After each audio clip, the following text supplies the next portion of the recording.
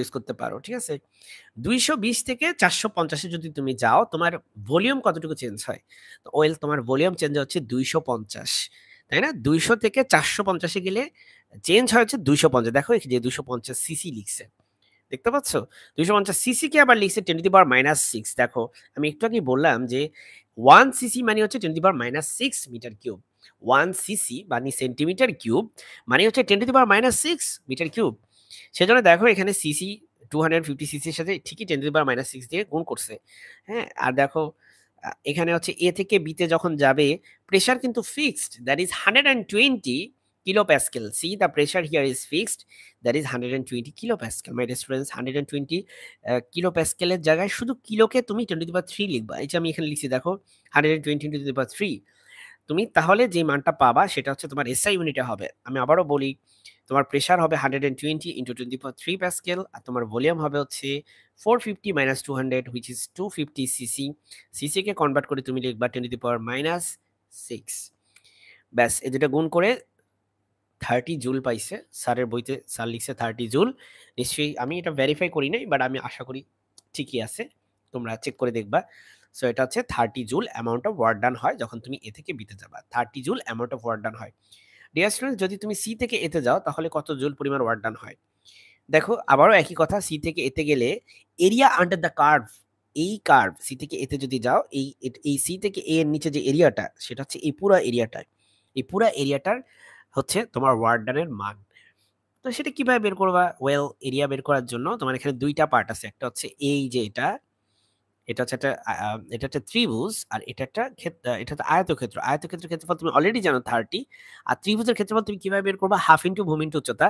তাহলে half into ভূমি, ভূমি কত মাই ডিয়ার স্টুডেন্টস? দেখো এখান থেকে তুমি এখানে যাও, ভূমি হচ্ছে তোমার এই যে এটা তাই না? ভূমি কত? ভূমি হচ্ছে তোমার 200 থেকে 450 বাদ দাও।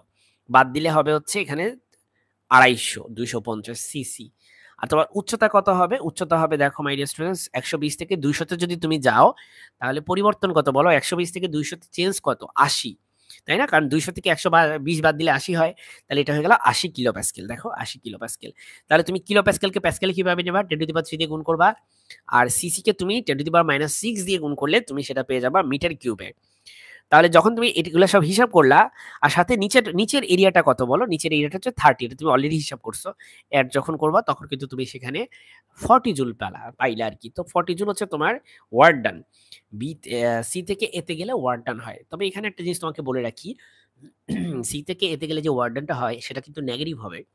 এ থেকে বিতে গেলে দেখো ভলিউম বাড়ে, 200 থেকে 450 হয়। তো ভলিউম বাড়লে ওয়ার্ক ডান হয় পজিটিভ।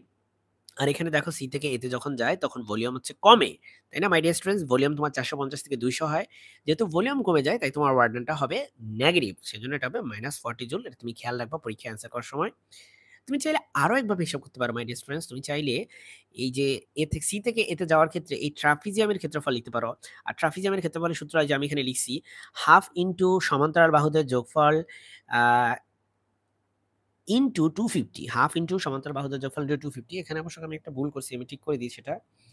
আচ্ছা আমি এই জায়গায় ঠিক করে দিচ্ছি, এই হাফটা হবে না। হ্যাঁ, তাহলে দেখো তুমি এই হাফটা আমি কেটে দিছি। ওকে, তাহলে দেখো এখানে তোমার প্রথম কথা হচ্ছে সমান্তরাল বাহু কারা? এই যে এটা একটা সমান্তরাল বাহু, এটা একটা সমান্তরাল বাহু।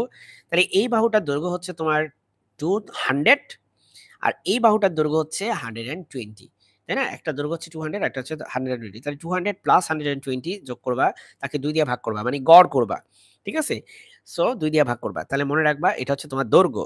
তাহলে যেহেতু দৈর্ঘ্য বা উচ্চতা ধরো, একই একটা জিনিস ধরলেই হয়েছে, দৈর্ঘ্য বা প্রস্থ যেটাই ধরো।